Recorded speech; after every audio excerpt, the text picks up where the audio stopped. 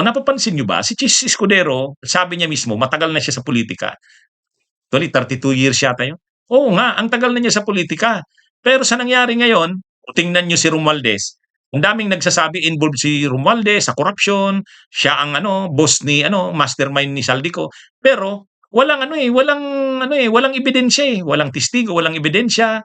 Hmm? Kasi may firewall, ibig sabihin hindi siya direktang nakikipag-usap sa mga DPWH, doon sa mga contractors, hindi. Hmm? Kumbaga para may deniability siya, tawag nga ni Ronald Llamas firewall ha? Pero itong si Chis Escudero, nakipag-usap siya kay dating DPWH Yusek Bernardo, ha?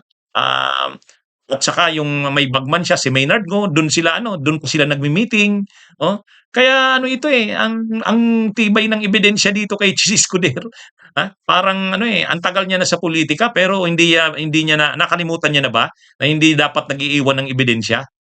O yun ngayon. Tapos dun sa Blue Ribbon, belong-belo sila ni Saldico, akala niya ang ganda nun. O samantalang si Martin Romualdez ayaw magkita doon, ayaw ma-involve doon. O kita, kaya ano bang nangyari dito kay Escudero? Napahamak siya dito.